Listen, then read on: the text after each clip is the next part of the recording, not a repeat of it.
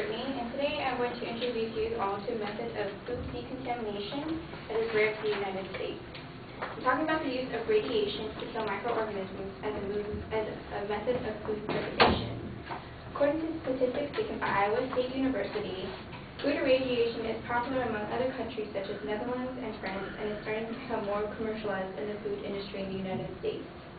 Since the 1960s, irradiation was only used on enzymes and spices, and so as recent as 1997, the FDA finally regulated the use of commercial radiation on red meat and poultry.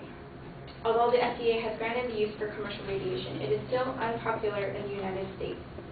My main claim today is that the use of radiation as a method of food preservation and decontamination poses little risk to the consumer. It poses little risk both financially and economically and physically. I would like to define irradiation as a process that reduces the contamination of any parasite or bacteria that may occur in the product. I'll be supporting my claim with supplemental claims that irradiation of food does not significantly alter the nutritional quality of food, that the materials and methods are used with care and have strict standards to follow as imposed by the government. And third, the radiation allows for a longer shelf life than conventional preservation methods currently used by the United States. And lastly, that it will help boost the economy, and decontamination methods for the immunocompromised will have benefits. My first supporting claim is that irradiation of food does not significantly alter the nutritional quality of food. It comes from an article titled "Radiation on the Dining Room Table," published this last August by researchers led by Dr. Rossi of the University of Buenos Aires. According to the researchers, we found no scientific studies demonstrating that consumption of irradiated food might pose a risk to consumers. All studies conclude that food irradiation at the appropriate dose required to reduce contamination is safe and does not affect its nutritional value. Researchers at Iowa State University also did a comparison of nutrients of food that was irradiated versus food that was not irradiated, and their results show conclusively that radiation does not significantly alter the vitamin content of raw poultry. Radiation also does not pose a risk to the consumer with the actual radiation. The energy rays used to irradiate food are strong enough to pass completely through the food by killing the living cells, leaving behind a cleaner product. Consumers can rest assured that food that they buy is not radioactive because the Center for Disease Control states these substances give off high-energy photons called gamma rays, which can penetrate food to a depth of several feet. These particular substances do not give off neurons, which means they do not make anything around them radioactive.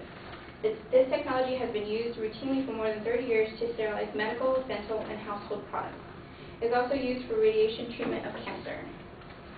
The CDC also claims that there is no adverse effects on the studies of animals and the observation of humans who consume irradiated food over time. Quote, "These extensive studies include animal feeding studies lasting for several generations in several different species, including mice, rats, and dogs. There is no evidence of adverse health effects in these well-controlled trials."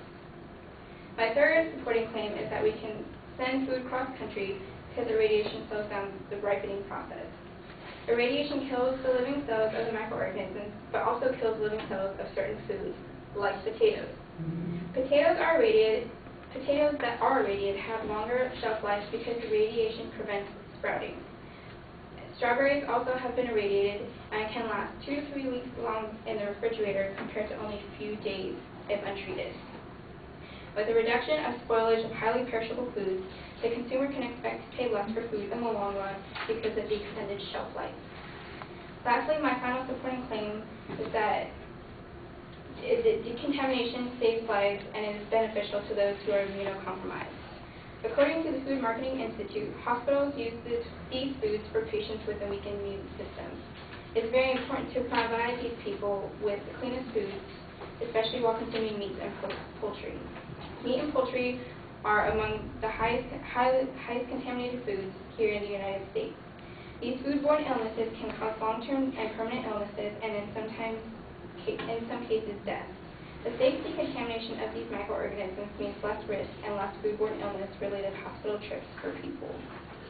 I would like to conclude with the idea from the American Dietetics Association that food irradiation does not replace proper food production, processing, handling, or preparation, nor can it eliminate the quality or prevent contact with foodborne bacteria after radiation.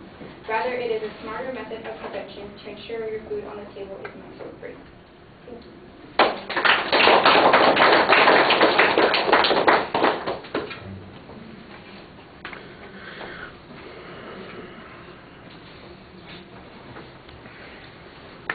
All right, the proposition's identified very clearly. The phrasing is a little complex and long, but it seems like it's necessary for what you're trying to say.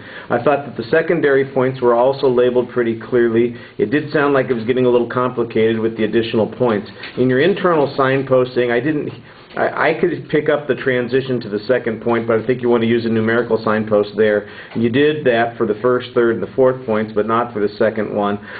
Background information is pretty good. I think you could have developed a little bit more information about the problems that are associated with a lack of protection for our produce and meats currently, and some of the other dangers that are associated, so that we can do kind of a comparative risk. Because I'm sure that'll be one of the arguments on the other side. You did a very good job citing your sources pretty consistently. You had very good expert testimony and the factual data. You cited your sources clearly. I like the example that you had of the potatoes and the strawberries. Again, maybe a few more things like that. There wasn't a lot of statistical data. That's again where some of that information comparing to the food contaminants and those things might have been helpful. Now, the generalization seemed pretty sound. I thought there was a little bit too much reading in the presentation, and so that kind of detracts a little bit from your credibility. All right. I've got two other people that we need to hear from. Oh, and a peer evaluation appeared here. Oh, well, I was going to collect those separately. So I've got David and